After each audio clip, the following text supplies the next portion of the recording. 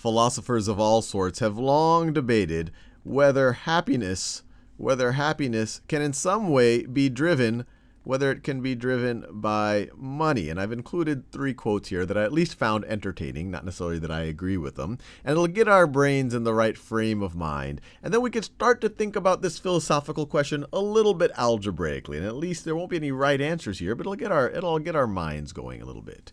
So this first quote here, money, if it does not bring you happiness, will at least help you be miserable in comfort. Helen Gurley Brown. And I guess, you can't really disagree with that statement.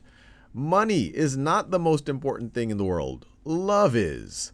Fortunately, I love money. And that's not me saying that. That's Jackie Mason. And this third statement, it is pretty hard to tell what does bring happiness.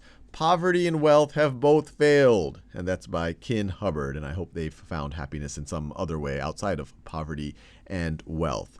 Now, with that out of the way, let's try to express this whole thing algebraically. So let's say if we wanted to see how money might give us happiness. And obviously, we're oversimplifying here. So I'm going to make a couple of statements. And then we're going to think about how the money might lead to happiness in each of these statements. So in the first statement, maybe happiness is just equal to money. The second statement, maybe happiness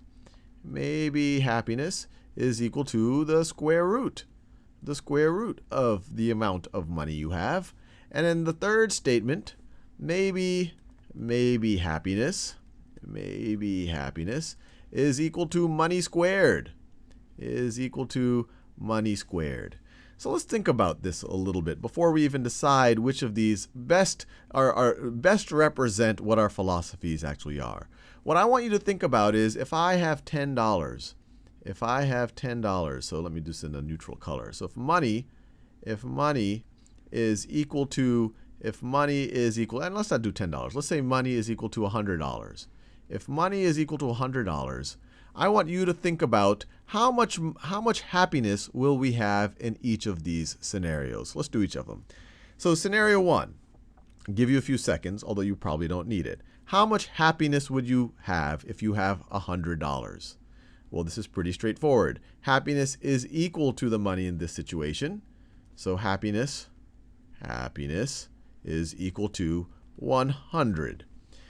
Now let's think about this situation. Scenario 2. If happiness is equal to the square root of money, and if money is equal to $100, how much happiness will you have? I'll give you a second to think about that.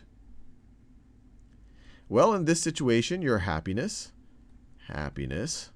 is going to be equal to the square root of money, but we know that the money is equal to $100. So it's going to be equal to the square root of 100, and the square root of 100 is equal to 10. So in scenario 2, you have 10, I guess you could call them happiness points.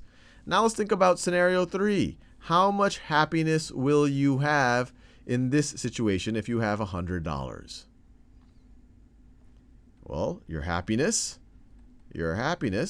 everywhere you see the word money, you just substitute it with the amount of money you have. Your happiness is going to be your money, which in this case is 100, is going to be 100 squared, or 100 times 100, which is equal to 10,000. Now what I want you to think about, and you could try this out with different numbers and see how the value of happiness changes based on what value for money you pick. But I'm going to ask you a question. It has no right answer, but I'm just curious. Which of these do you think best approximates your philosophy of how money might impact happiness? So once again, absolutely no right answer here, but we could think a little bit about what each of these statements are saying. Here we're saying happiness is directly equal to money. Here it's saying as it's equal to the square root of money. So as money grows, happiness will not grow quite as fast, although it will grow. And here it's equal to money squared. So as money grows, a larger and larger happiness will grow even faster. It's equal to money squared. So my best guess, and once again, no right answer, and my own opinion has changed throughout my life, is it's probably closest to something like this. Your happiness can, in some way, obviously if you're able to support yourself and your family, that might lead to less stress and more happiness. But the more money you have, as your money grows, your happiness might not grow as fast as that. But once again, no right answer. It's completely up to your opinion.